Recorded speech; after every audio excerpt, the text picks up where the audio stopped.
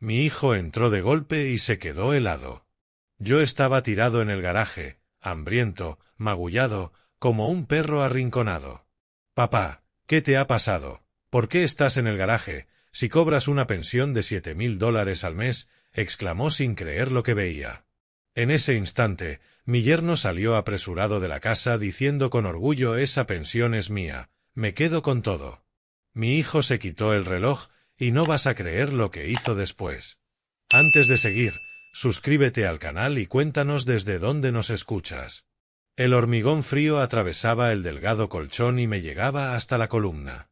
Abrí los ojos a la luz tenue que se filtraba por la pequeña ventana del garaje, con motas de polvo flotando en el único rayo de sol de agosto.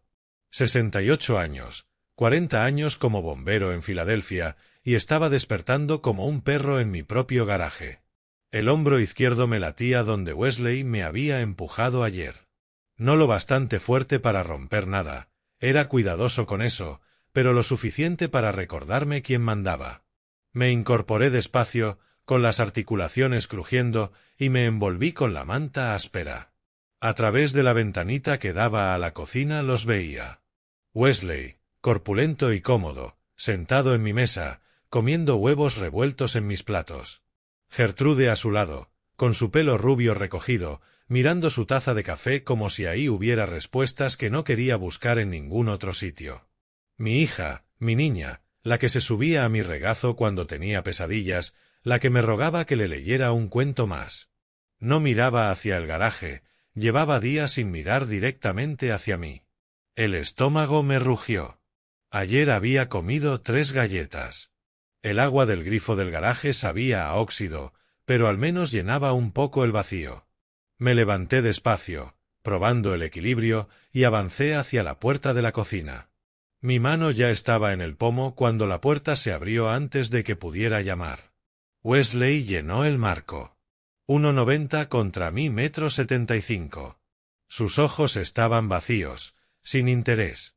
Solo necesito café, dije. La voz me salió ronca. Solo café, Wesley. Los residentes del garaje no tienen privilegios de cocina. Cruzó los brazos. Esa es la norma. Ya la sabes. Miré detrás de él hacia Gertrude. Estaba fija en su plato, moviendo los huevos en círculos con el tenedor. Gertrude, cariño. No levantó la cabeza.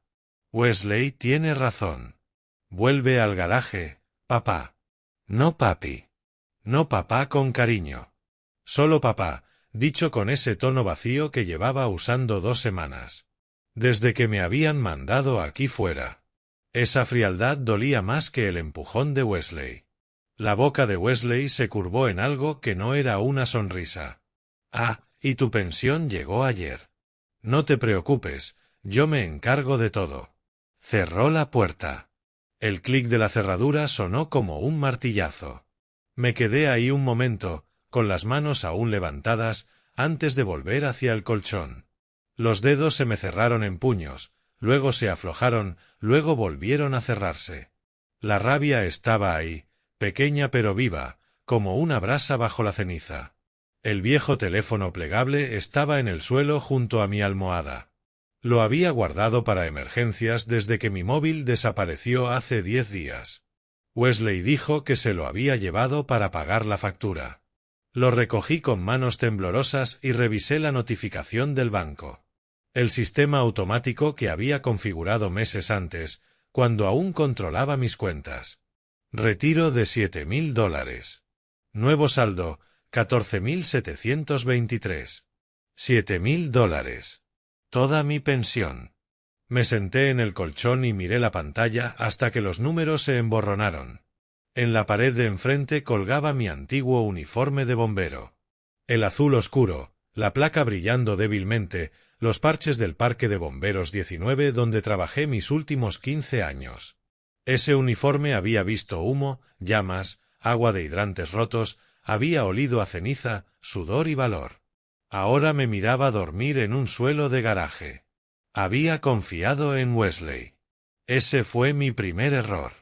3 meses atrás, cuando me ofreció ayudarme con las finanzas, pensé que estaba siendo amable, responsable, un buen yerno ayudando a su suegro jubilado. Firmé los papeles sin leerlos bien. Gertrude sonrió y me dijo que era un buen padre. Wesley me estrechó la mano. La trampa ya estaba cerrada. Yo aún no lo había notado. A través de la ventana vi a Wesley reírse por algo de la televisión. Mi televisión. En mi salón. La semana pasada había movido mis muebles, arrinconado mi sillón y puesto un sofá de cuero que en mi vida había visto, seguramente comprado con mi tarjeta. Todo se cargaba a mis cuentas ahora. Miré otra vez el teléfono. El número de Daniel era el único guardado. Mi hijo, viviendo a 2 horas en Harrisburg con su esposa y sus hijos. Llevaba 3 meses sin hablar con él. Wesley me quitó el móvil antes de que pudiera llamarlo, y este teléfono viejo no tenía saldo. La voz automática me lo había repetido ayer. Crédito insuficiente. Añada fondos. Pero no tenía fondos. Wesley lo tenía todo. Dejé el teléfono en el suelo y volví a la ventana. Mi reflejo me devolvió la mirada. Más delgado. Barba gris. Moratones amarilleando en el hombro.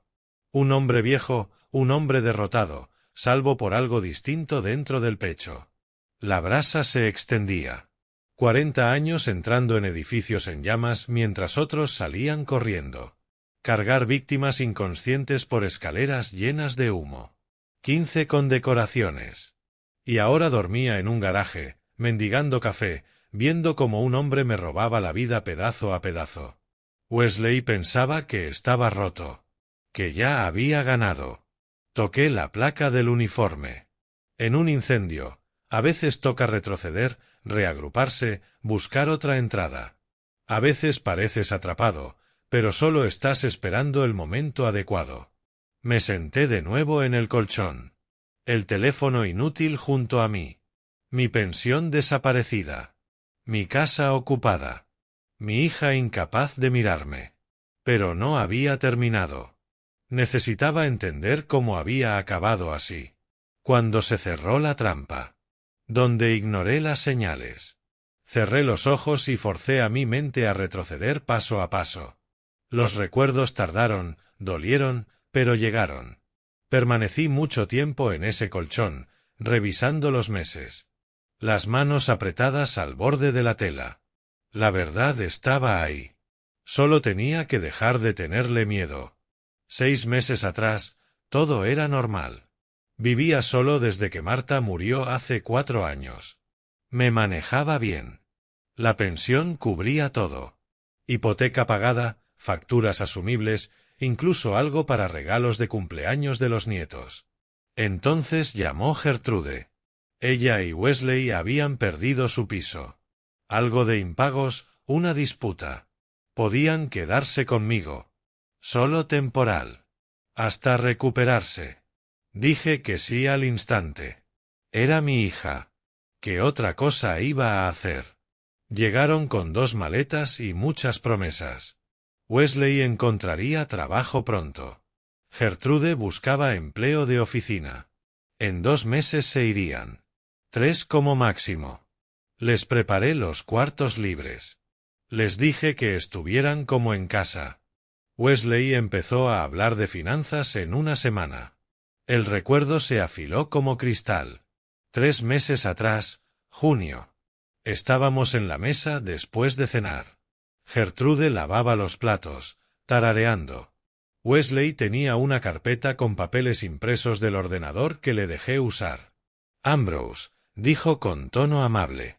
He estado pensando. Llevas mucho encima. Facturas, seguros, los pagos de la pensión.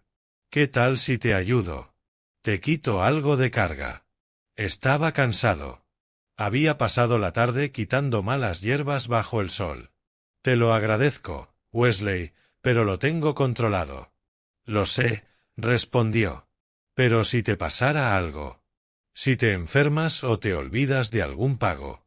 Con un poder notarial limitado puedo gestionarlo todo. Tú solo disfrutas la jubilación. Fruncí el ceño. Poder notarial suena serio. Es lo normal. Limitado. Solo para cuestiones bancarias. Puso el bolígrafo listo para la firma. Tú sigues teniendo control de lo importante. Gertrude se acercó y me puso una taza al lado. Papá, Wesley es bueno con el dinero. Será más fácil para todos. ¿Está segura de que esto es lo normal en familia? Totalmente. Wesley sonrió. Mi tío hizo lo mismo con mi abuelo. Fortalece todo. Firmé 3 hojas, 6 firmas, iniciales en 4. Wesley me señaló dónde, y yo firmé sin leer la letra pequeña. Era familia. La trampa estaba lista. Durante un tiempo nada cambió. Las facturas se pagaban. La pensión entraba como siempre. Wesley dijo que lo había puesto todo en una cuenta conjunta por comodidad, pero yo tenía acceso. Si necesitaba efectivo, solo tenía que pedirlo. 6 semanas después lo noté. Recuerdo de finales de julio. Abrí el correo. Casi todo publicidad, algún catálogo y luego el extracto. Me quedé mirando el saldo. $347. Imposible. Mi pensión era de 7.000 al mes. Incluso con facturas, debía haber miles. Llamé al banco. La mujer al teléfono fue amable. Sí, señor Russell, su pensión se deposita con normalidad. No, ya no en esta cuenta. Se transfiere automáticamente. A la conjunta acabada en 4792. Abierta hace 2 meses. Busqué a Wesley en el salón. Wesley, necesito hablar de las cuentas. Apenas levantó la mirada. ¿Qué pasa? Mi pensión. Va a otra cuenta. La mujer del banco dijo conjunta. Ah, sí. La que abrí. Más eficiente. Cambió de canal. No te preocupes. Pero necesito acceso. Tienes acceso. Te doy efectivo cuando lo necesites. Me miró entonces, y algo en sus ojos era distinto. Más duro. Es mejor así, Ambrose. Confía. Las alarmas empezaron ahí, bajitas. Empecé a fijarme. El portátil nuevo en la habitación. Las cenas caras que traía. Filetes, vino. Ropa nueva, con etiquetas de $300. Cuando llegó la factura de la tarjeta, reexpedida a la conjunta, lo vi todo. Electrónica, restaurantes, ropa, muebles. Miles. Mis miles. Hace un mes lo enfrenté. Este recuerdo aún me quema. Esperé a que Gertrude estuviera en el supermercado. Wesley estaba en mi sillón, con los pies en alto. Wesley, ¿dónde está mi pensión? Tenía los extractos en la mano. La cuenta está vacía. ¿Dónde está mi dinero? Dejó la cerveza. Nuestro dinero. Tú lo firmaste. Yo lo gestiono. Gestionarlo. Lo estás robando. No acepté esto. Firmé papeles para ayudar, no para qué. Se levantó de golpe. Se acercó usando su tamaño. Retrocedí sin querer. Firmaste, dijo frío. Es legal. Poder notarial significa que controlo las cuentas. Y si armas lío, Ambrose, te declaro incompetente. Eres mayor. Te olvidas de cosas. No puedes manejar tu vida. Residencia. Piénsalo. El empujón vino entonces. No un golpe que dejara marcas. Su palma contra mi pecho, lo bastante fuerte para estrellarme contra la pared. El hombro golpeó primero. 10 minutos después llegó Gertrude. Me vio con el hombro agarrado, vio a Wesley tranquilo con su cerveza. Me miró, lo miró a él y no dijo nada. Ahí entendí que era cómplice. No engañada. Cómplice. 2 semanas atrás dejaron de fingir. Wesley me llamó al comedor como si fuera un empleado. Gertrude estaba ahí, con las manos entrelazadas. Nuevo arreglo, dijo Wesley. Ocupas demasiado espacio. El garaje tiene todo lo que necesitas. Colchón, fregadero, baño. Te quedas allí salvo que tengas permiso. Empecé a protestar. Me cortó. Tu elección, Ambrose. Garaje o llamo a servicios sociales y digo que tienes demencia. Tú decides. Moví el colchón esa misma noche. Lo llevé por la cocina mientras ellos miraban la televisión. Ahora, sentado en el calor de agosto con el teléfono muerto en la mano, todo era claro. Cada paso. Cada pieza. Durante semanas pensé como víctima. Atrapado, indefenso, asustado. Pero las víctimas no salen de edificios en llamas. Los bomberos sí. Y los bomberos no se asustan. Planean. Buscan salidas. Conocen las debilidades de la estructura. Esperan el momento preciso. Me levanté y fui al uniforme. Toqué la placa. En un incendio, a veces retrocedes para avanzar.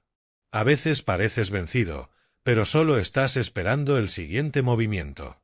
Wesley creía que ya había ganado. Que yo estaba roto. Se equivocaba. Vi mi reflejo en la ventana. Más viejo, más delgado, con moratones. Pero con los ojos distintos. Más firmes. Más claros. No podía llamar a Daniel. No aún. No sin un teléfono de verdad. Pero Wesley me había dado tiempo. 2 semanas en ese garaje, observándolos por la ventana. Aprendí sus rutinas. Cuando Wesley salía a caminar por la tarde. Cuando Gertrude se bañaba. Donde guardaban las llaves de repuesto. Cómo sonaba la casa de noche. Aprendí algo más. Que no había terminado. Ni de lejos. Al día siguiente, algo cambió. Algo que Wesley no esperaba. La tarde del viernes, el silencio del garaje tenía ese sonido particular de vacío absoluto. Me senté en la vieja silla de madera que había arrastrado desde el rincón, viendo cómo las sombras se alargaban a través de la ventana. Mi postura era distinta ahora, más erguida. El moratón bajo mi ojo izquierdo se había vuelto amarillo violáceo, de 2 días, cortesía del codo accidental de Wesley. Pero algo dentro de mí había cambiado desde los recuerdos de ayer. Ya no solo estaba sobreviviendo. Estaba esperando. Entonces lo oí, el rugido específico del Honda Accord de Daniel, el que tenía el escape un poco suelto que siempre decía que arreglaría. El corazón se me encogió en el pecho. La esperanza y el miedo chocaron como una reacción química. No ahora, no así. No podía verme en este estado. Pero el motor se apagó. Se cerró la puerta del coche. Pasos por el camino de entrada. A través de la pequeña ventana miré hacia la casa. No podía ver la puerta principal desde ahí, pero oí cómo se abría. Oí la voz de Daniel, cálida e inocente. «Hola, ¿hay alguien en casa? ¿Dónde está papá?» Una pausa. Luego la voz de Gertrude, demasiado rápida, con un tono extraño. «Daniel, no sabíamos que venías.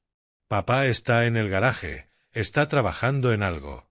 La voz de Wesley llegó después, casual pero territorial. «Daniel, ¿cuánto tiempo?» Me levanté despacio, con las manos temblando.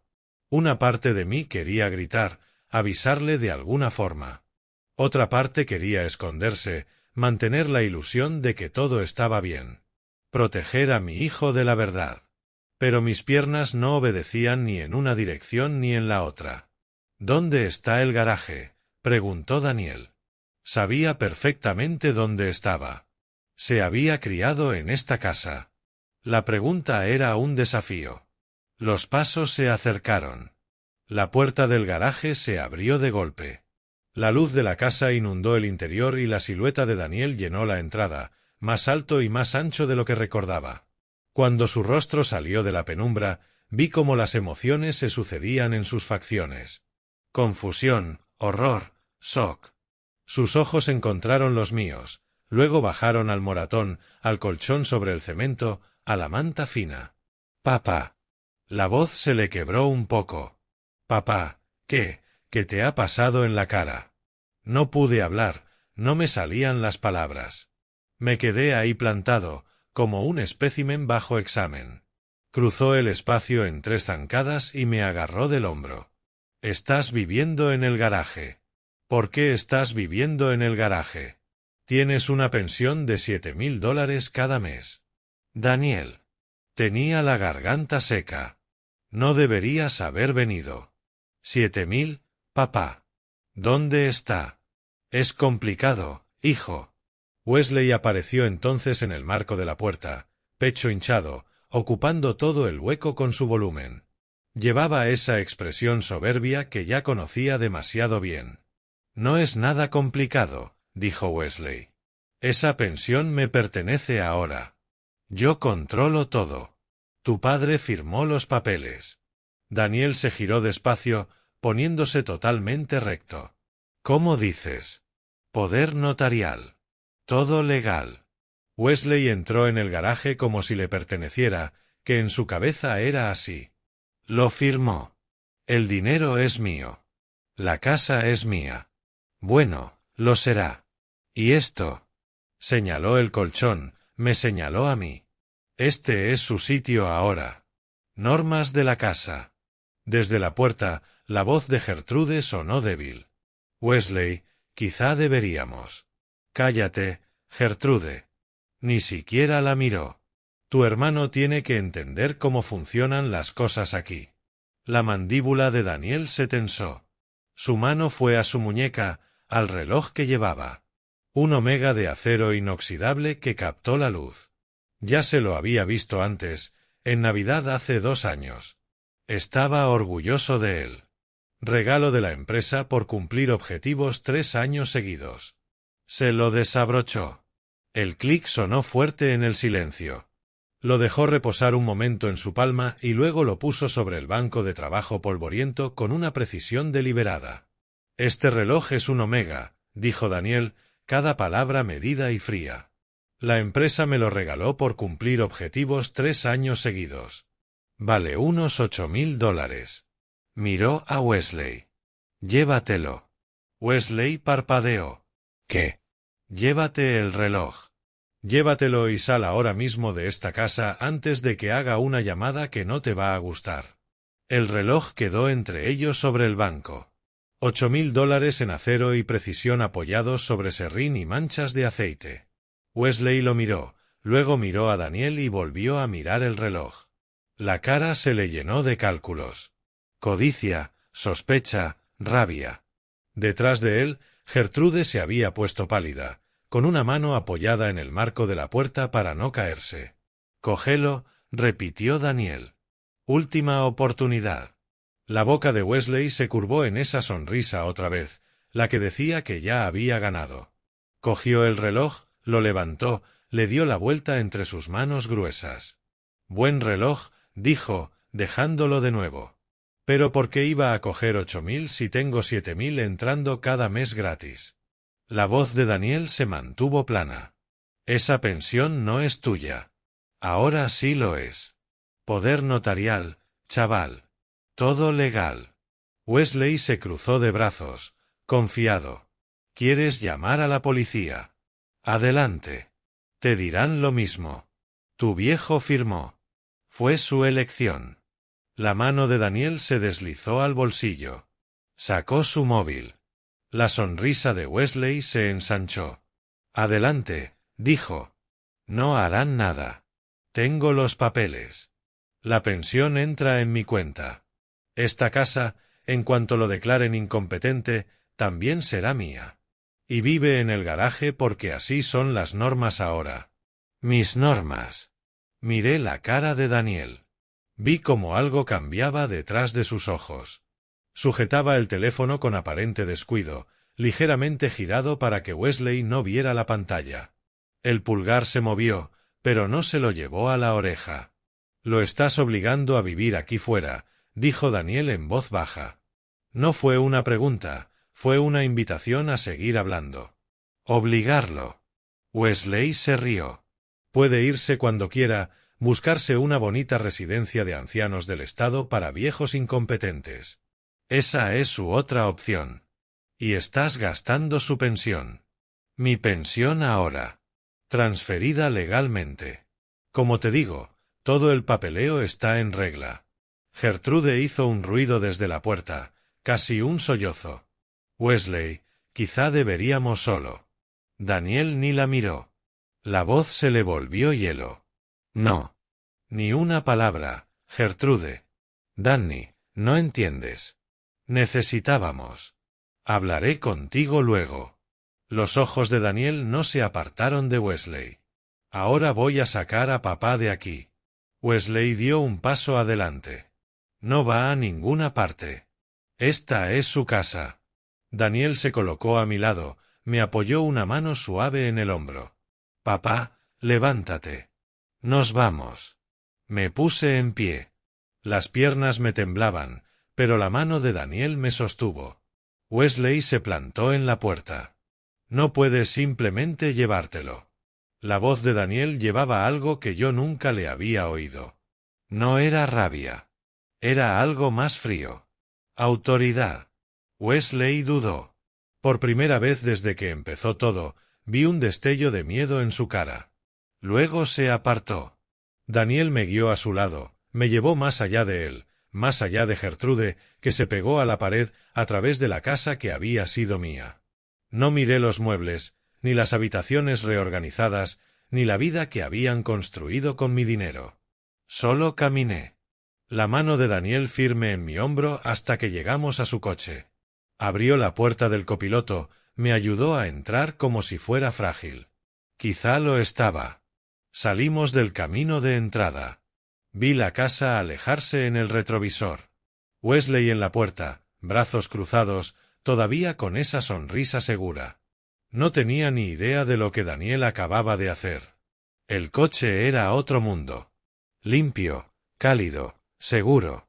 Me senté en el asiento del copiloto con las manos entrelazadas en el regazo, viendo los suburbios de Filadelfia pasar por la ventana. Las luces encendiéndose. Gente en sus casas haciendo vida normal. No deberías haber visto esto, dije por fin. Las manos de Daniel apretaron el volante. La mandíbula tensa. ¿Desde cuándo, papá? ¿Desde cuándo pasa esto? 3 meses desde los papeles. 2 semanas en el garaje. El moratón. Me toqué el ojo sin querer. Hace 2 días. Se enfada cuando le pregunto por el dinero. Los músculos de la mandíbula de Daniel se movieron. No dijo nada más hasta que aparcó en el parking de un Holiday Inn Express. Salió del coche, rodeó el capó y me abrió la puerta como si pudiera romperme. Caminamos juntos hasta el vestíbulo. Pagó con una tarjeta corporativa y le dijo al recepcionista visitando familia, 2 tarjetas de habitación. El ascensor subió en silencio. El pasillo estaba en silencio. Abrió la puerta de la habitación 214. 2 camas, sábanas blancas limpias, televisor, un baño con agua caliente de verdad. Me quedé en medio de la habitación y sentí como algo se me rompía dentro del pecho. Siéntate, papá. Daniel sacó la silla del escritorio. Voy a pedir la cena. Llamó al servicio de habitaciones. Pidió más comida de la que 2 personas pueden comer. Filete, patata asada, judías verdes, ensalada, pan, sopa. Cuando empecé a protestar por el precio, solo negó con la cabeza. La comida llegó 20 minutos después. Daniel la colocó en el escritorio, me puso tenedor y cuchillo en la mano. Miré el filete, grueso, bien hecho, aún humeante, y las manos me empezaron a temblar. ¿Cuándo fue la última vez que comiste?, preguntó en voz baja. Ayer. 3 galletas. Me miró cortar el primer trozo, masticar despacio, con cuidado, como alguien que ha olvidado lo que es sentirse lleno.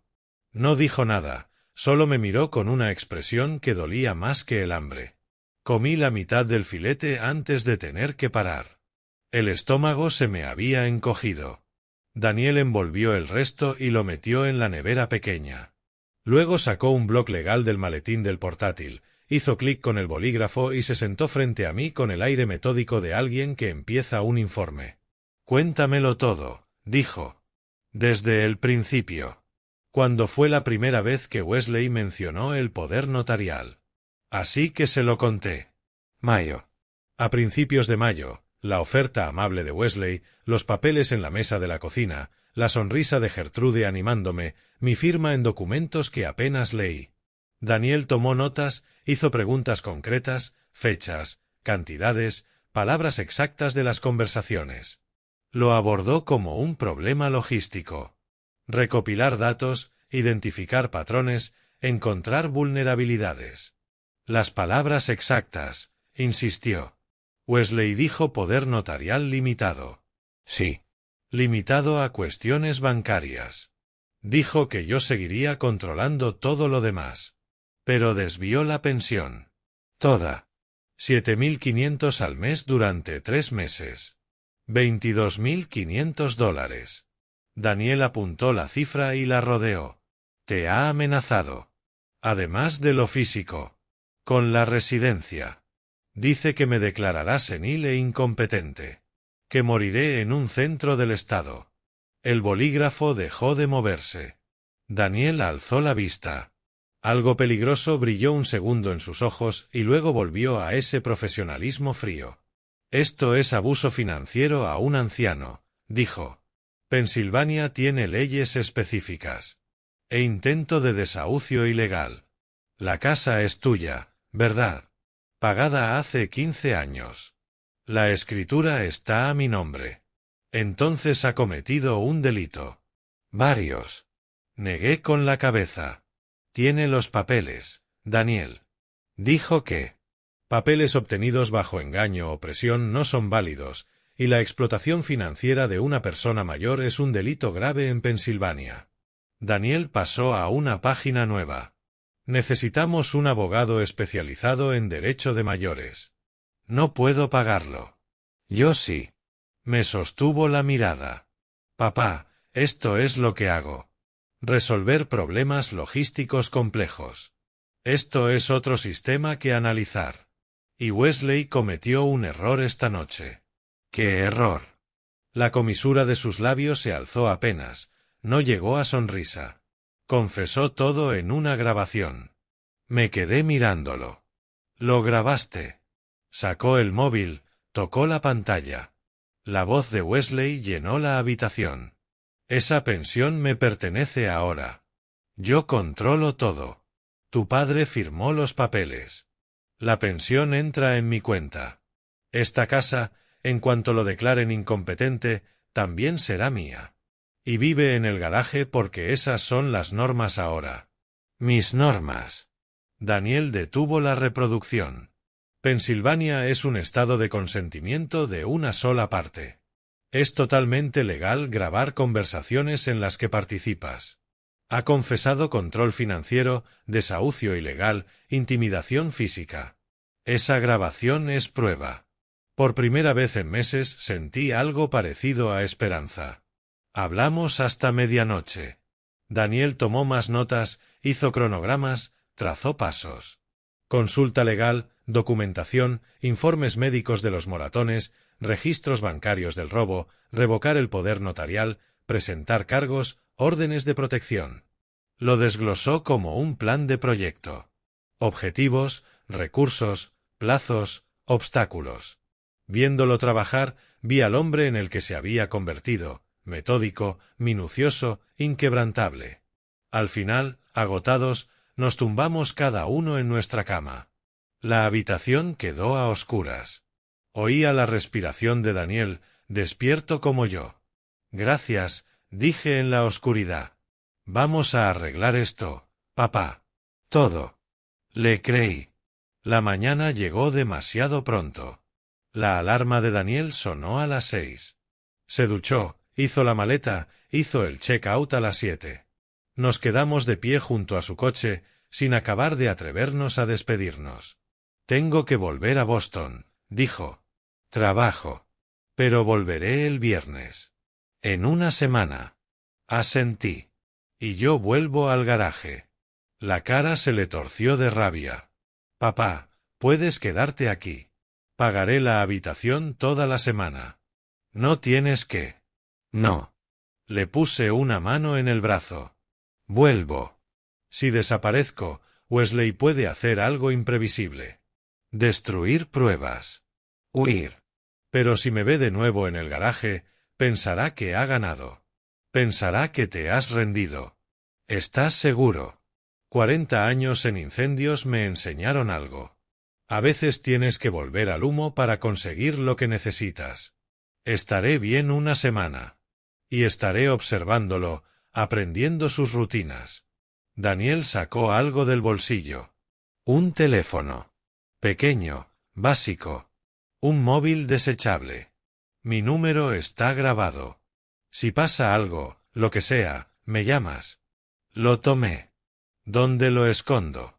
En algún lugar en el que él no piense mirar. Pensé en mi chaqueta de bombero. El forro interior tenía un pequeño desgarrón. Perfecto. Daniel me abrazó, se quedó más tiempo del necesario. Una semana, papá. Te lo prometo. Lo sé. Lo vi alejarse, me quedé en el parking hasta que el coche desapareció tras la esquina. Luego caminé de vuelta hacia la casa, hacia el garaje. Mis pasos eran firmes. Wesley y Gertrude miraban desde la ventana del salón. Cuando llegué, vi moverse la cortina, vi la cara de Wesley, con esa mueca satisfecha de nuevo en su sitio. Pensaba que había intentado escapar y había fracasado. Pensaba que Daniel me había abandonado. Se equivocaba en ambas cosas. Entré en el garaje, me tumbé en el colchón, miré al techo, deslicé la mano en el bolsillo y sentí el pequeño móvil desechable, sólido, real. Una semana podía aguantar. Una semana había aguantado cosas peores. Y esta vez no estaba sobreviviendo solo. Daniel me escribió cuando llegó a Boston. Llegué. Empiezo a buscar abogado mañana. Aguanta. El domingo, otro mensaje. Encontré 3 especialistas en derecho de mayores. Llamo el lunes. Mensajes diarios después. Cortos, pero cada uno un salvavidas. Wesley se dio cuenta de que estaba más tranquilo. Le molestaba. El lunes registró el garaje mientras yo usaba el baño de la casa, un privilegio de 10 minutos al día. Luego lo vi por la ventana revolviendo entre mis pocas cosas, buscando dinero, un teléfono, lo que fuera que Daniel pudiera haber dejado. No encontró nada. El desechable estaba en el forro de mi chaqueta de bombero. 40 años de preparación para emergencias sirven. Aprendes a esconder cosas donde nadie mira. Para el miércoles, Wesley estaba receloso. Me observaba desde la ventana de la cocina, intentando entender por qué ya no suplicaba, por qué no rogaba. Para el jueves, estaba paranoico. El viernes, el día que Daniel debía volver, no podía llegar lo bastante rápido. El lunes por la mañana me desperté antes del amanecer. Vieja costumbre de bombero. El reloj interno nunca se apaga del todo. El garaje estaba oscuro y frío. Metí la mano en el forro de la chaqueta donde estaba el teléfono. Ya no me temblaban las manos. Tenía trabajo que hacer. Daniel había llamado el domingo por la noche desde Boston. Breve, cuidadoso. Papá, documenta todo. Fotos, fechas, cantidades. El abogado necesita pruebas. Eso fue justo lo que hice. Primero fotografié el colchón, luego el suelo de cemento, la ausencia de aislamiento, la única manta que no hacía nada contra el frío, el fregadero del garaje con manchas de óxido, la vista desde mi ventana hacia la casa donde Wesley y Gertrude vivían cómodamente con mi dinero. En un rincón polvoriento encontré una vieja libreta de contratista, de espiral, con la mitad de las páginas todavía en blanco. Empecé a escribir. 8 de mayo. Wesley sugiere poder notarial, dice que es solo por comodidad. 10 de mayo. Firmo papeles en la mesa de la cocina. Gertrude presente, tranquilizándome. 15 de junio. Descubro que la pensión se ha desviado a la cuenta conjunta. $7.500 desaparecidos. Las fechas salían más fácil de lo que esperaba. Otra vez el entrenamiento de bombero. Registrábamos todo, cada llamada, cada incidente. Resultó que el abuso financiero tenía la misma estructura que cualquier otra emergencia. Cronología, pruebas, testigos. A través de la ventana del garaje vi pasar el martes. Un camión de reparto se detuvo hacia el mediodía. 2 hombres arrastraron una caja enorme hasta la puerta principal. Televisor de 70 pulgadas, el logo visible incluso desde donde estaba. Wesley los dirigía como un dueño de casa. Gestos de propietario, sonrisa satisfecha. Lo fotografié desde la ventana. No era una calidad perfecta, pero suficiente. Hora marcada, imagen clara. Más tarde esa tarde apareció el todoterreno. Un Ford Explorer negro brillante, nuevo, con placas temporales del concesionario. Wesley y Gertrude caminaron alrededor del coche, admirándolo. Lo había comprado sin vender el sedán viejo. Solo añadió un segundo vehículo a la flota. Mi flota. Mi dinero de la pensión. $28,000 de mi jubilación y sumando. Saqué más fotos. El todoterreno desde varios ángulos. Wesley descargando bolsas de la compra del maletero. Botellas de whisky caro a la vista, etiquetas de gama alta que reconocía de mis buenos tiempos. El martes por la noche Daniel llamó. La abogada se llama Sandra Michey, especializada en derecho de mayores. Nos vemos el miércoles a las 3. Cafetería de Broad Street, la independiente pequeña cerca de la biblioteca. Puedes llegar. Le diré a Wesley que salgo a caminar. Ten cuidado, papá. El miércoles por la mañana Wesley me observaba. Sentía sus ojos desde la ventana de la cocina mientras yo estaba sentado en la silla del garaje fingiendo leer una revista vieja que había encontrado. Hacia las 2 me levanté, me estiré, hice teatro de necesitar moverme. Voy a dar un paseo, grité hacia la casa. Tomar un poco de aire. No hubo respuesta. Solo esa sensación de estar vigilado. Caminé 6 manzanas hasta la cafetería. El mundo fuera de mi garaje se sentía extraño. Gente normal haciendo cosas normales, comprando café, riéndose con sus móviles, viviendo vidas que no incluían dormir en suelos de cemento. Daniel ya estaba ahí. Mesa del rincón. La mujer a su lado rondaría los 50 largos, traje gris profesional, maletín de cuero sobre la mesa.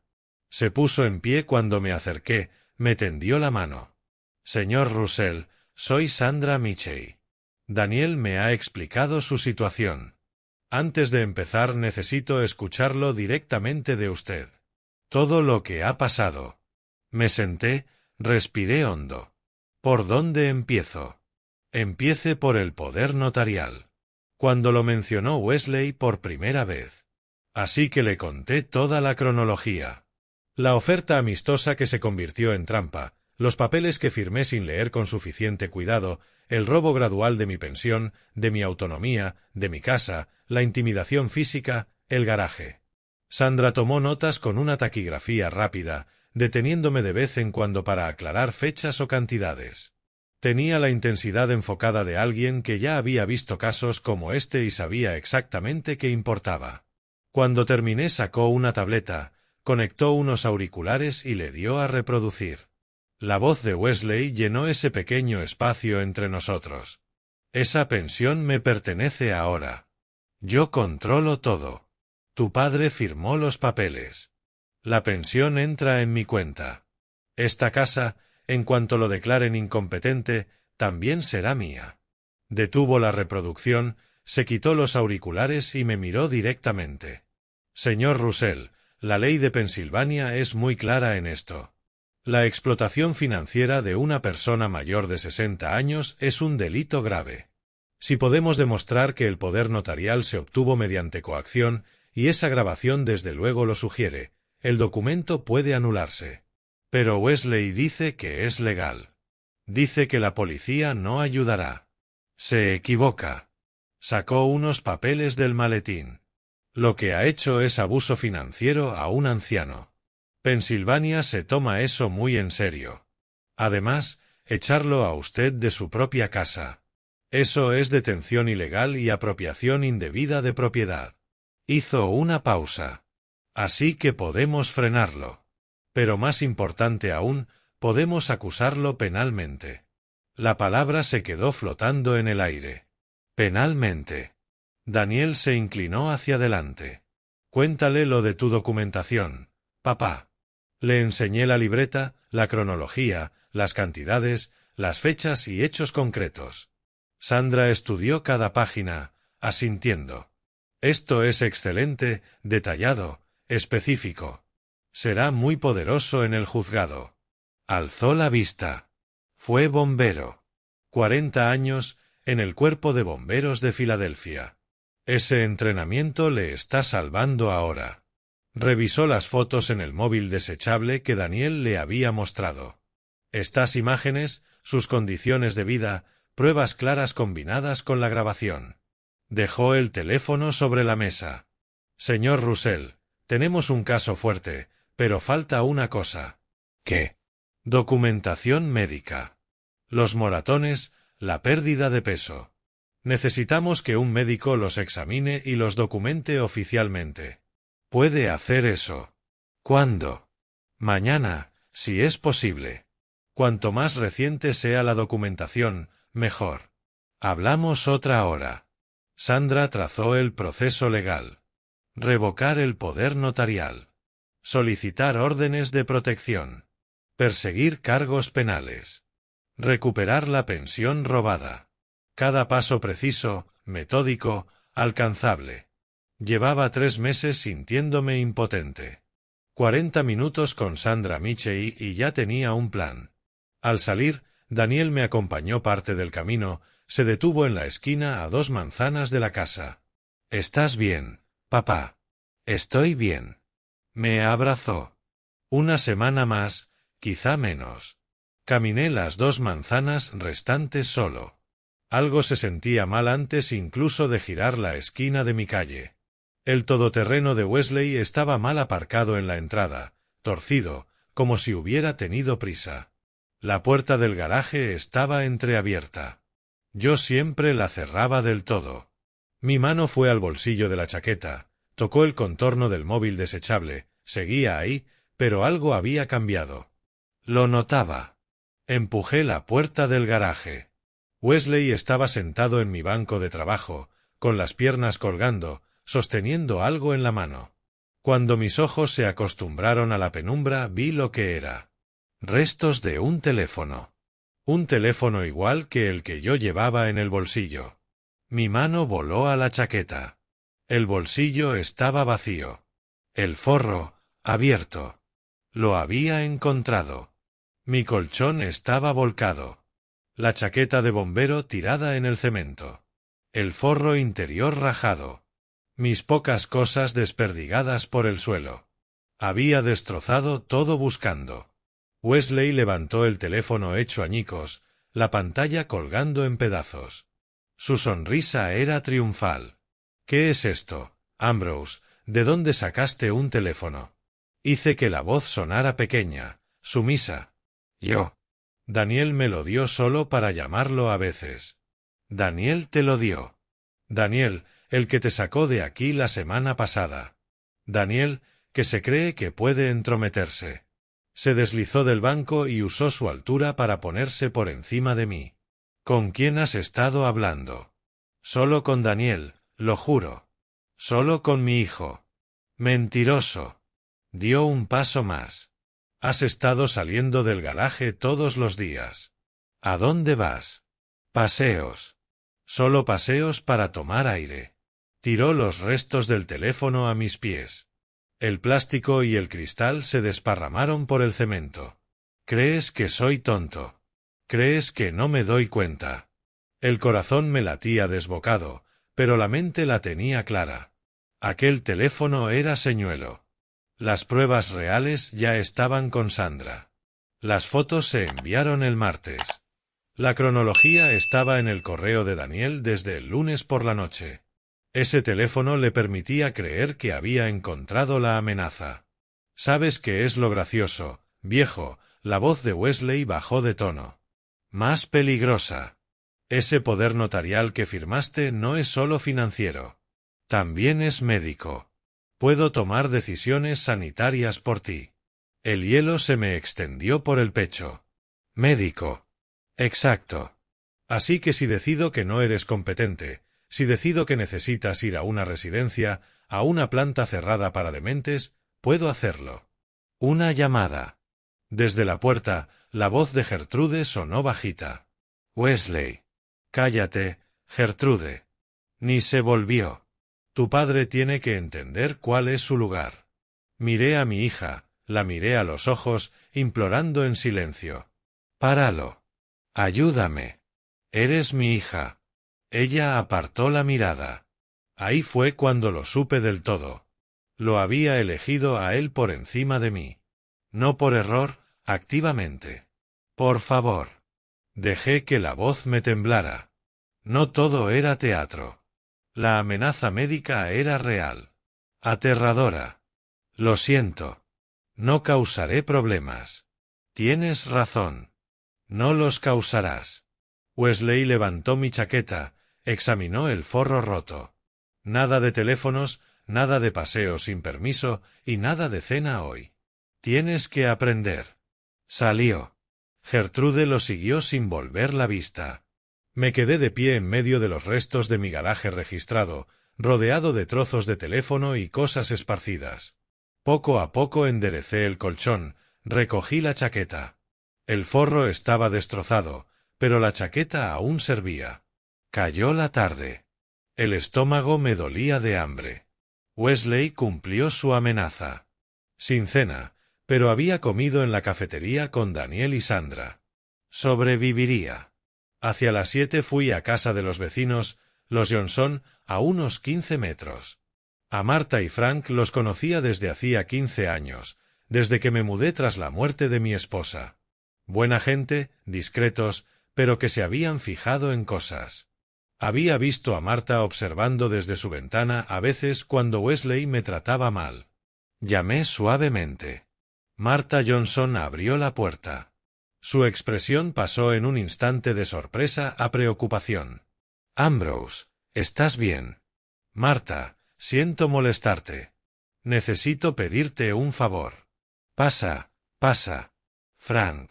Frank, Ambrose está aquí. Frank salió del salón, me vio y se le endureció la cara. Dios mío, Ambrose, ¿qué te ha pasado? En su cocina cálida, con el café que Marta insistió en prepararme, expliqué. No todo. No mencioné aún a la abogada, pero lo suficiente. Wesley me había quitado el teléfono. Necesitaba comunicarme con mi hijo. Asuntos de familia que se estaban tratando. Marta y Frank se miraron largo rato. Años de matrimonio, entendiéndose sin palabras. Ambrose, dijo Marta con cuidado. Hemos estado preocupados. Vemos cosas. ¿Cómo vives en ese garaje? Se está manejando, dije. Tengo ayuda. Solo necesito una forma de comunicarme. Frank se levantó con decisión. Usa nuestro teléfono cuando quieras, de día o de noche. Lo decimos en serio. ¿Cuánto tiempo lleva esto? Meses, pero se acaba pronto.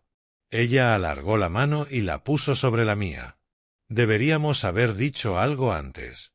Deberíamos haber hecho algo. Lo están haciendo ahora. Eso es lo que importa. Frank me apuntó su número en un papel. Me dijo que la puerta de atrás estaba siempre sin cerrar por si necesitaba entrar cuando ellos no estuvieran. Tenían una llave de repuesto bajo el felpudo. Me dijeron dónde. Volví al garaje sintiéndome menos solo que en meses. Esa noche llamé a Daniel desde casa de los Johnson. Le conté lo del teléfono que Wesley había encontrado. Se rió. Se rió de verdad. Papá, ese teléfono era el plan B. Todo ya está con Sandra. No ha encontrado nada importante. Tiene poder notarial médico. Me amenazó con la residencia. La voz de Daniel se volvió hielo. Pásale eso a Sandra. Tiene que saberlo. Pero papá, da igual. Nos movemos el viernes. Reconocimiento médico el jueves, luego papeles el viernes. Aguanta hasta entonces. El jueves por la mañana Wesley recortó otra vez mi comida. El desayuno fueron 2 galletas. La cena sería lo mismo, si es que había cena. El horario de ducha también cambió.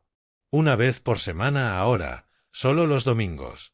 Estaba apretando la jaula, intentando romper lo que quedara de mi espíritu. Pero ese día yo tenía cita.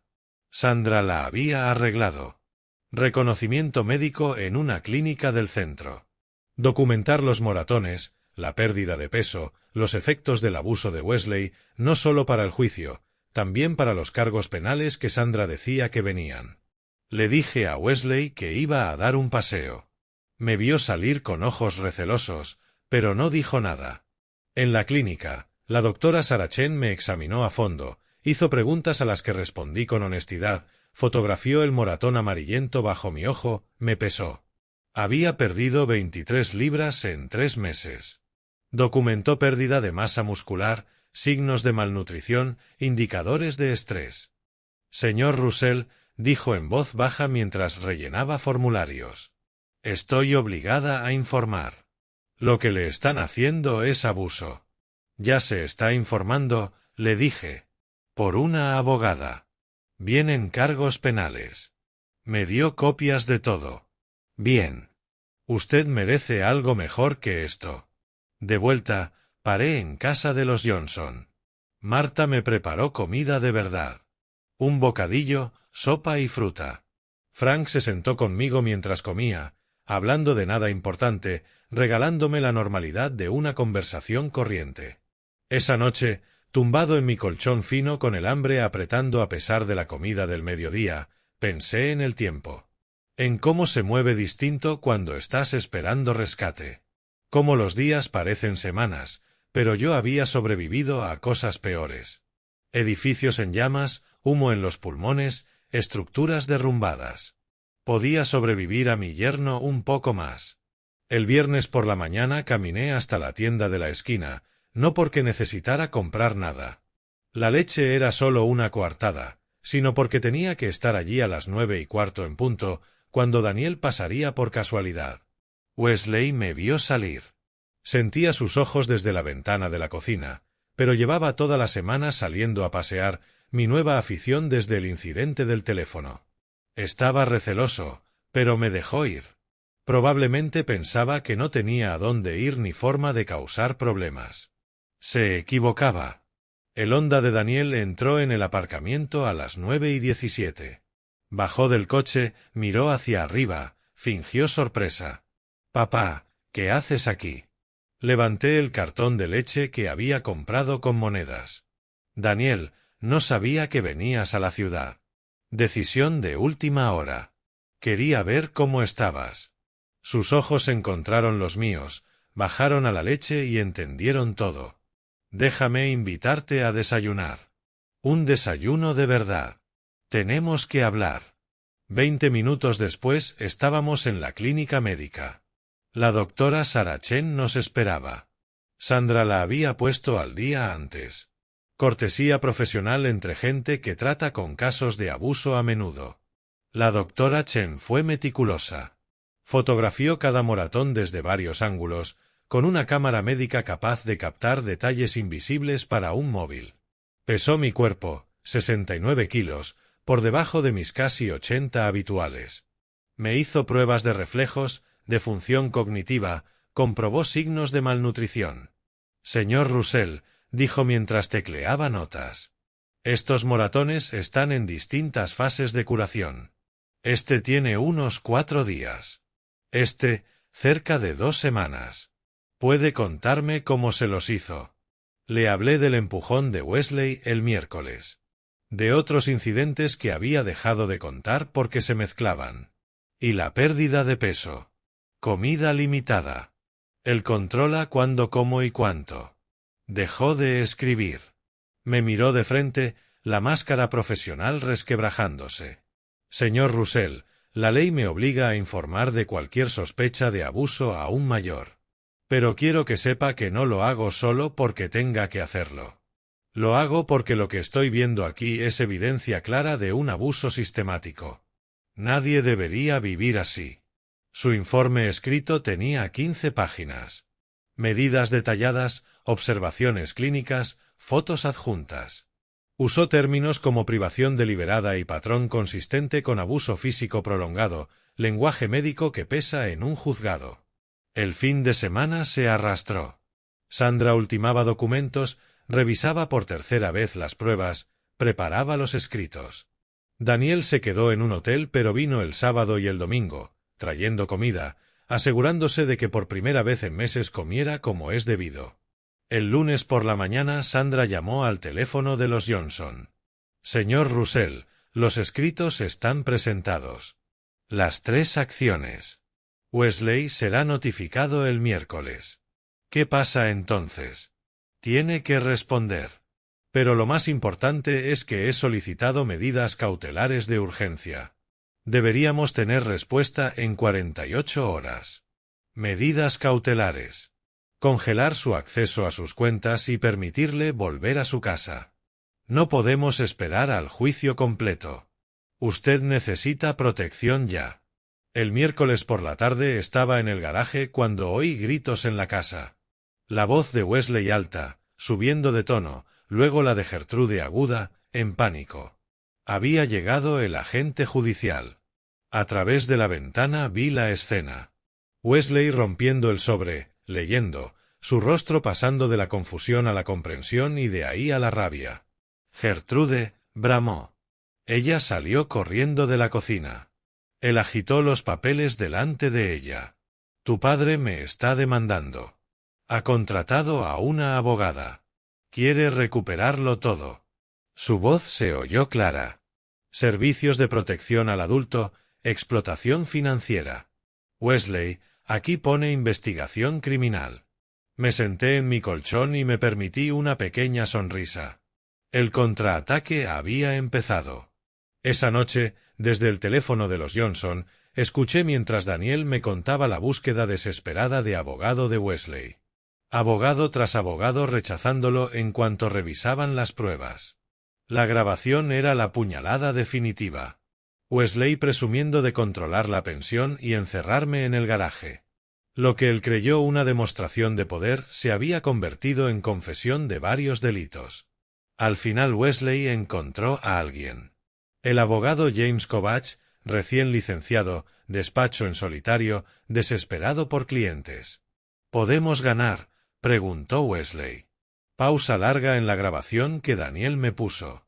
Luego la voz de Kovach. Podemos intentarlo. Hasta su propio abogado sabía que estaban perdidos. El jueves por la mañana me despertó el teléfono, el fijo de los Johnson, que yo había estado guardando en el garaje por las noches con su permiso. La voz de Sandra sonaba nítida, profesional, contenta. Medidas de urgencia concedidas. Desde ahora, el acceso de Wesley a sus cuentas está congelado y, señor Russell, usted tiene derecho a volver a entrar en su casa hoy mismo. Me senté en el colchón por última vez. Miré alrededor del garaje que había sido mi cárcel durante 3 semanas, el suelo de cemento, la bombilla única, la ventana desde la que había visto cómo me robaban la vida. Luego me levanté, metí mis pocas pertenencias en una bolsa de plástico y caminé hasta la puerta principal. Wesley estaba en el salón, mirando. Vuelvo a entrar en casa, dije. Al cuarto de invitados. Se levantó. No puedes simplemente. Levanté la orden judicial que Daniel había enviado por correo a los Johnson para que la imprimieran. La orden del juzgado dice que sí. Sección 2, párrafo 3. Léela si quieres. Su voz se volvió peligrosa. Estás cometiendo un error, viejo. Le sostuve la mirada. Ya sin miedo. Solo una certeza fría. El único error fue confiar en ti. Eso no volverá a pasar. Pasé a su lado hacia el dormitorio de invitados, cerré la puerta y eché el pestillo. El clic de esa cerradura fue el sonido más dulce que había oído en meses. El jueves por la mañana, a las 10:15, Teresa Williams aparcó en la entrada en un coche del condado rotulado Servicios de Protección de Adultos. Observé desde mi nueva ventana, la del cuarto de invitados, no la del garaje, mientras Wesley se alisaba la camisa, se colocaba una expresión de bienvenida y abría la puerta antes de que ella pudiera llamar. Buenos días, usted debe de ser la señora Williams. Pase, pase, estamos encantados de que venga a aclarar este malentendido. En mi carrera de bombero había visto suficientes actuaciones. Gente mintiendo a los investigadores tras un incendio provocado, diciendo que fue un fallo eléctrico cuando habían quemado su propio negocio por el seguro. Wesley sonaba exactamente igual. Demasiado servicial, demasiado suave. Teresa Williams, con una tablet y una cámara profesional en la mano, no le devolvió la sonrisa. Soy Teresa Williams, de Servicios de Protección al Adulto. Hemos recibido una denuncia sobre las condiciones de vida en esta casa. Necesito entrevistar a todos los miembros del hogar e inspeccionar la vivienda. Gertrude apareció, con los nervios saliéndole por los poros.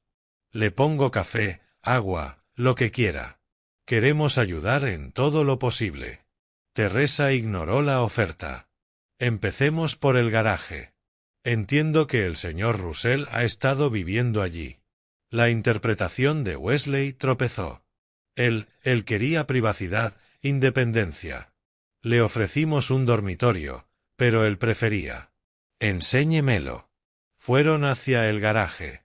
Yo me quedé en mi cuarto, escuchando a través de la pared, oí la cámara de Teresa disparando, oí su voz fría y profesional. No hay calefacción, no hay baño, un colchón sobre cemento. Quiere que me crea que un hombre de 68 años eligió esto en vez de un dormitorio dentro de la casa. Es muy cabezota. Ya sabe cómo son los mayores. Sé cómo se presenta el abuso a personas mayores, señor Matthews, y esto encaja exactamente con ese patrón. Luego vino la entrevista en la mesa de la cocina. Wesley y Gertrude fueron enviados al salón. Teresa llamó a mi puerta. Señor Russell, necesito hablar con usted en privado. Nos sentamos uno frente al otro. Ella puso su tablet entre los dos y empezó a grabar. Señor Russell, necesito que sea completamente sincero conmigo. ¿Tiene miedo de Wesley? Sí. ¿Le ha hecho daño físicamente? Sí, varias veces. La más reciente fue la semana pasada. Me toqué el moratón ya desvaído bajo el ojo. ¿Ha habido más? ¿Eligió usted vivir en el garaje? No. Me obligó a irme allí hace 3 semanas. Dijo que era la nueva norma. Esta casa es mía. La pagué hace 15 años. Pero él tiene poder notarial. Controlaba mi pensión. Lo controlaba todo. Hice una pausa. Controlaba. En pasado, ahora. Ella escribió deprisa. El poder notarial. Lo firmó de forma voluntaria. Me presionó, me amenazó con meterme en una residencia si no cooperaba. Tenía miedo. 20 minutos de preguntas. Respondí cada una con hechos, fechas, incidentes concretos. Sin adornos. La verdad era suficiente para hundirlo. Después de mi entrevista, Teresa habló con Wesley y Gertrude por separado. Sus historias estaban demasiado coordinadas, demasiado ensayadas. Oí fragmentos a través de las paredes, frases que sonaban como guión aprendido, explicaciones que contradecían mi cronología. Luego Teresa se fue a casa de los Johnson. Estuvo allí 45 minutos. Cuando volvió, su máscara profesional tenía grietas, una rabia controlada hirviendo debajo. Tomó más fotos del garaje, mediciones, notas. Después se marchó sin despedirse de Wesley. El viernes por la mañana llegaron las órdenes temporales. Daniel me llamó al teléfono de los Johnson, excitado. «Papá, mira el correo. Sandra te ha enviado la orden del juzgado». Estaba en el ordenador de los Johnson, leí el documento despacio. Se prohíbe a Wesley Matthews acceder a cualquier cuenta financiera perteneciente a Ambrose Russell. Eso significa que no puede tocar tu dinero, ni $1. Y mira la sección 2. Se concede a Ambrose Russell el derecho inmediato a residir en su vivienda principal. Yo ya estaba dentro, pero la orden lo hacía oficial, legal, incontestable. Y sobre Wesley. No puede impedirlo. Si lo intenta, incurre en desacato al tribunal. Esa tarde Gertrude llamó a mi puerta. Tenía la cara manchada de tanto llorar. Papá, podemos hablar. ¿Qué quieres, Gertrude? ¿Cómo has podido hacernos esto? Somos tu familia. Te acogimos cuando... Abrí más la puerta y miré a mi hija. Esa mujer que había visto a su marido abusar de mí durante meses y no había dicho nada. Me acogisteis. Esta es mi casa, Gertrude. Es mía y vosotros no me acogisteis. Me robasteis, me matasteis de hambre y me obligasteis a dormir en un garaje. No fue así. Wesley solo intentaba ayudar a gestionar las cosas. La familia no hace lo que habéis hecho. La familia no se queda mirando mientras su padre es maltratado. Tú elegiste, Gertrude. Lo elegiste a él por encima de mí. Ahora vive con esa elección. Sigo siendo tu hija. Cerré la puerta. Entonces deberías haberte comportado como tal. El fin de semana pasó en un silencio helado. Wesley apenas salió de su cuarto. Gertrude lloraba al otro lado de las paredes. Yo me quedé en el cuarto de invitados, con la puerta cerrada, comiendo la comida que traía Daniel, recuperando fuerzas. Sandra llamó el domingo por la tarde. La vista definitiva es el viernes, dentro de una semana. La jueza Morrison escuchará a las dos partes y dictará las resoluciones permanentes sobre el poder notarial, la devolución del dinero y la vivienda. El informe de servicios de protección formará parte del expediente. Y sobre los cargos penales. Teresa recomienda procesar. La Fiscalía decidirá después de la vista civil.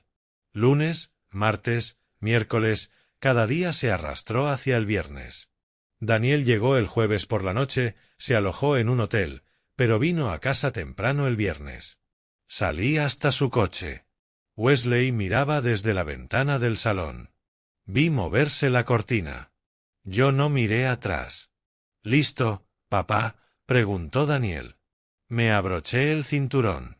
El juzgado estaba a 20 minutos. 20 minutos hasta que se decidiera todo. Llevo meses listo, dije.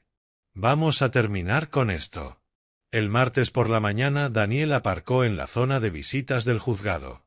A través del parabrisas veía el edificio de la Corte de lo Civil de Filadelfia, todo granito y cristal, imponente como esos edificios oficiales pensados para imponerse. —¿Estás preparado, papá? —preguntó Daniel. Lo estaba. Preparado para enfrentarme a Wesley delante de una jueza.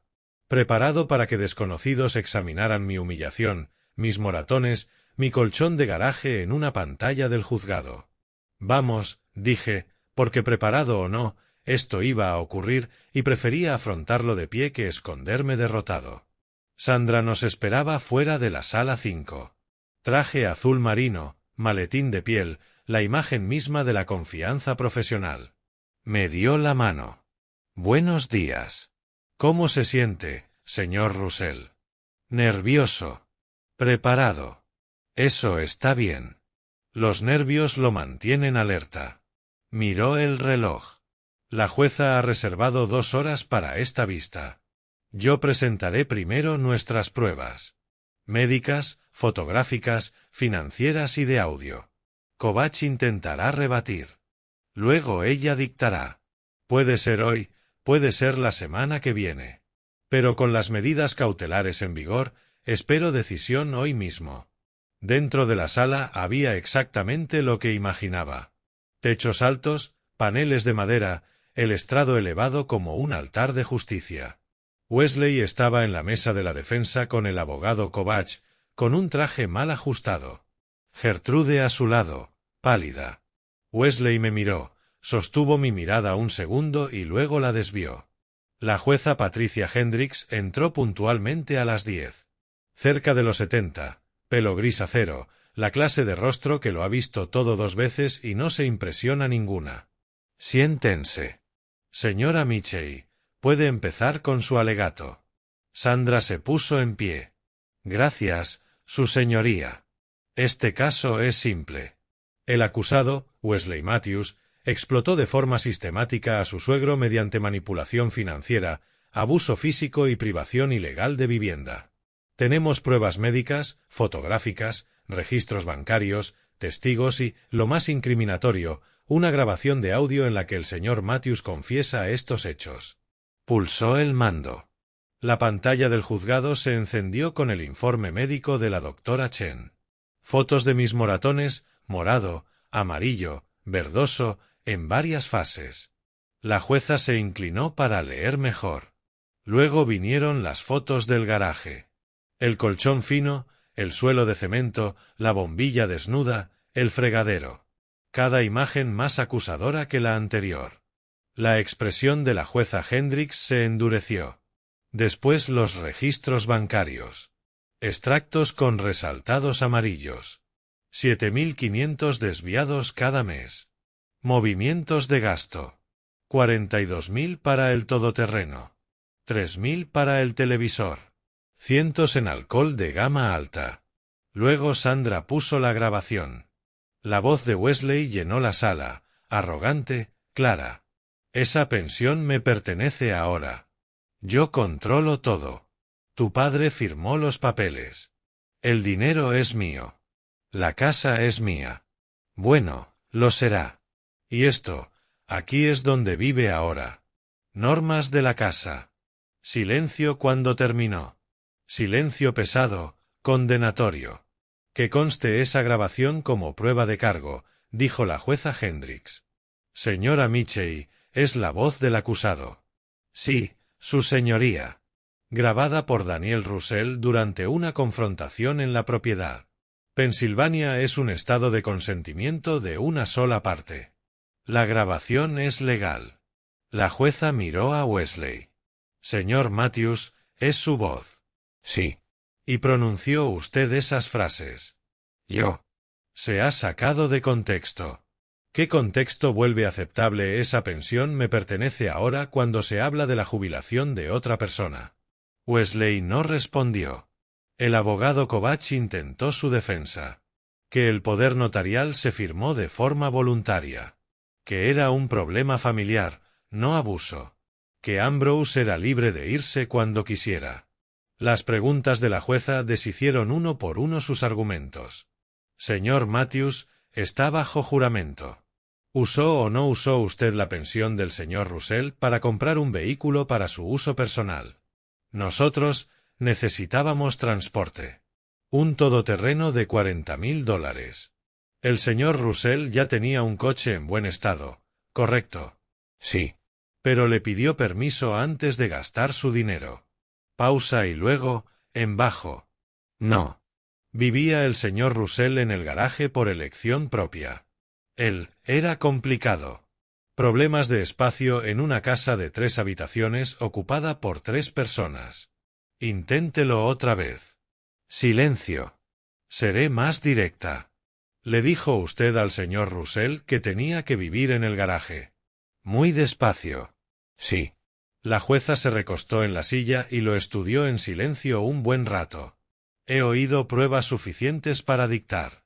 Señor y señora Matthews, pónganse en pie. Se levantaron. Gertrude temblaba. Determinó que el poder notarial se obtuvo mediante coacción y amenazas. Incluso aunque se hubiera firmado de forma voluntaria, el uso posterior supone explotación financiera según la ley de Pensilvania. El poder notarial queda anulado en su totalidad, con efecto inmediato. Hizo una pausa. Lo dejó calar.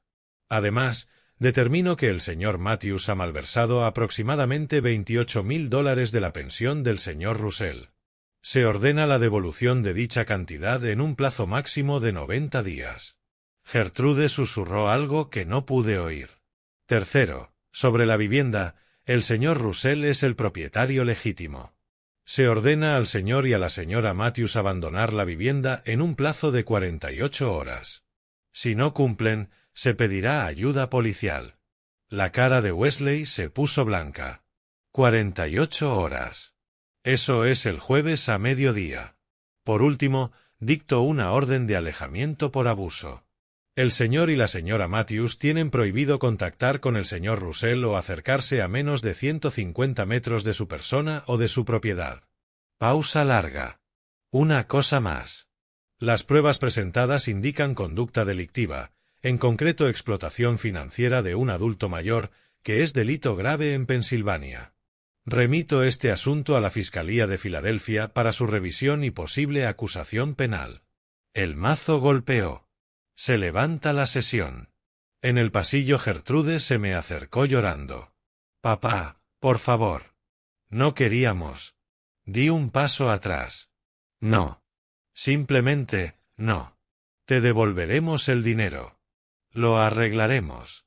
Has tenido meses para arreglarlo. Elegiste no hacerlo. Daniel se colocó entre nosotros.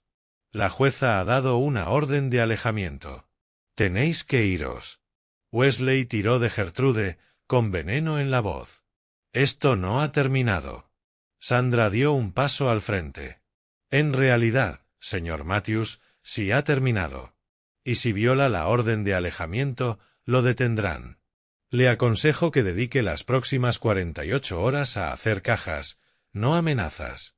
Salimos al sol de la tarde. El contraste era brutal. De la sala en penumbra al día brillante de agosto, de los testimonios a la reparación. Sandra me dio la mano en las escaleras del juzgado. Recibirá la orden escrita en menos de 24 horas. La ejecución es inmediata. Si el jueves a mediodía no se han ido, llame a la policía. Daniel me abrazó. Se acabó, papá. Has ganado. No del todo. Wesley y Gertrude tenían 48 horas para recoger y marcharse. El jueves a mediodía yo volvería a entrar en mi casa, de verdad mía. Pero de pie en esas escaleras, respirando aire libre, sabiendo que la jueza había visto la verdad y fallado a mi favor, eso ya se sentía como una victoria. El martes por la tarde estábamos en la habitación de hotel de Daniel. Sandra se había ido a casa, pero nos dejó copias de la orden con las secciones importantes marcadas con rotulador.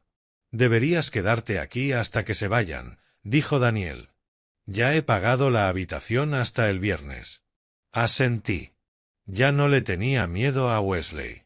El juzgado lo había dejado sin poder, pero no quería verlo empaquetar. No quería compartir techo con él ni una noche más.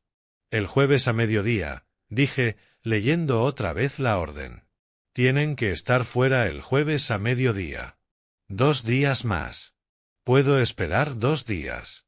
El miércoles por la tarde pasé con el coche por delante de la casa, vi cajas junto a las ventanas, el caos de una mudanza a la carrera. Gertrude me vio desde el salón, salió, la cara cruzada de lágrimas. Papá, por favor, podemos hablar. Dejé el coche encendido, pero bajé la ventanilla. ¿Qué hay que decir, Gertrude? Lo siento. Sé que debería haberlo frenado. Debería haberte protegido. Tienes razón. Deberías. Elegiste cuando le dejaste mandarme al garaje.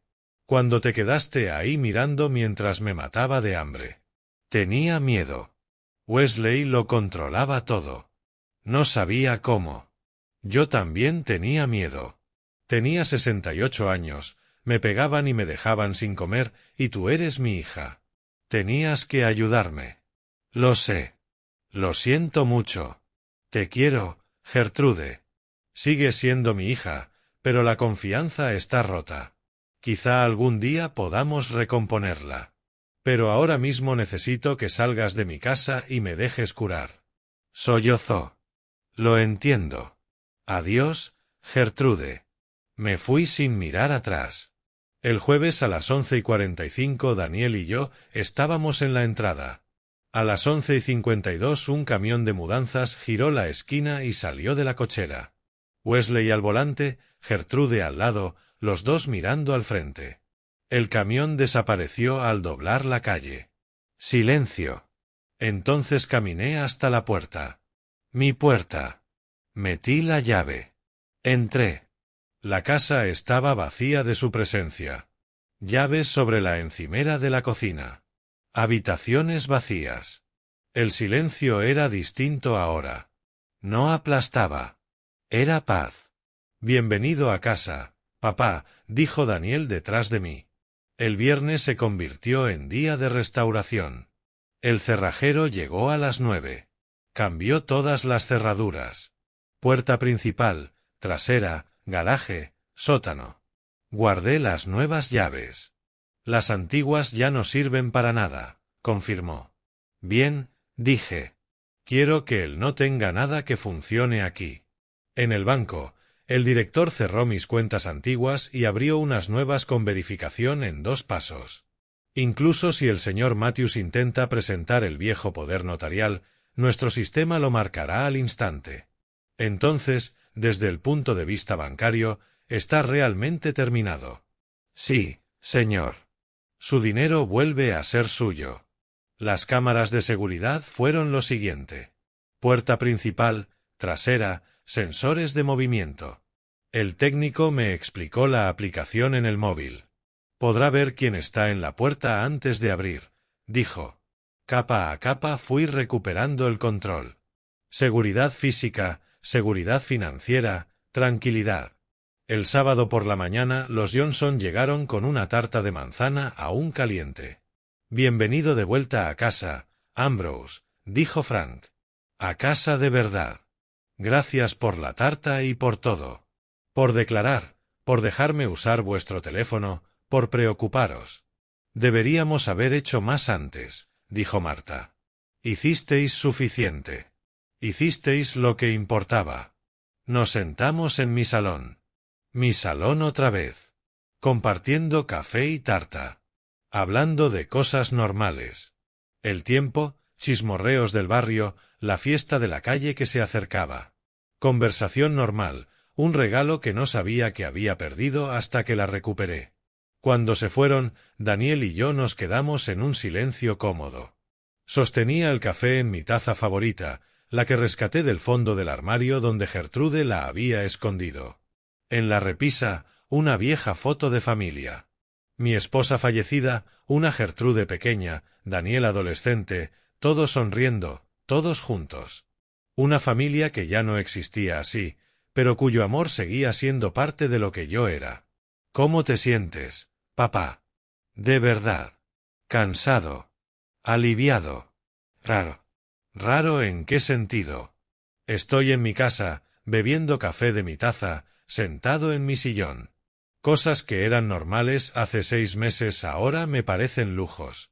Nunca debieron quitártelas. No. Nunca.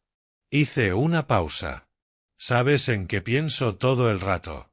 40 años me pasé entrando en edificios en llamas, salvando a gente. Y nunca pensé que un día tendría que salvarme de mi propia familia. Pero te salvaste. Luchaste. Ganaste. Lo hice con tu ayuda. Lo miré. Lo que tú hiciste, venir cuando viniste, creerme, encontrar a Sandra, no habría podido solo. No tendrías que haberlo hecho. Pero estoy orgulloso de ti, papá. Plantarte ante Wesley, reunir pruebas, pasar por esa vista. Eso requiere valor. Sonreí un poco. Incluso con 68 años puedes seguir siendo fuerte. Puedes seguir luchando. Puedes seguir ganando. ¿Y ahora qué? Vivir. Solo vivir en mi casa con mi pensión, a mi manera. Es suficiente. Un mes después llegó el correo con noticias. Primero, una notificación oficial. Wesley Matthews acusado de delito grave de explotación financiera, enfrentándose a entre 2 y 4 años de prisión. Segundo, una carta manuscrita. La letra cuidadosa de Gertrude. Querido papá, sé que esta carta no arregla lo que hice. Sé que un lo siento no basta, pero necesito que sepas que he colaborado con la fiscalía. Les conté todo. Me ofrecieron libertad vigilada si declaraba contra Wesley y acepté. Wesley se enfrenta a la cárcel ahora. Me avergüenza que haya tenido que perderlo todo para ver quién era en realidad. Lo que le dejé hacer contigo. No espero tu perdón. No me lo merezco. Pero espero que algún día, quizá dentro de años, podamos volver a hablar. Te quiero, papá. Siempre te quise. Gertrude. La leí 2 veces, luego la doblé con cuidado y la guardé en el cajón del escritorio. No la tiré, pero tampoco la contesté. La guardé para más adelante, para algún día. Para cuando estuviera preparado. Quizá hablaríamos de nuevo. Quizá no. Lo decidiría yo, a mi ritmo. Aquella tarde me senté en el salón mientras anochecía. Mi casa, mi sillón, mi vida. Fuera, los Johnson trabajaban en su jardín. Una pareja paseaba a su perro por la acera. Una tarde cualquiera en un barrio tranquilo. Había pasado 3 meses en aquel garaje. 3 meses con miedo, hambre y humillación. Pero sobreviví. Más que sobrevivir. Contraataqué y gané. La pensión era mía. La casa era mía. La dignidad era mía. Y sentado allí, en el silencio pacífico de mi vida recuperada, eso lo era todo. Si esta historia te ha gustado, dale me gusta a este vídeo, suscríbete al canal y cuéntame en los comentarios qué te ha hecho sentir. Para escuchar la siguiente historia, haz clic en el recuadro de la izquierda. Gracias por vernos.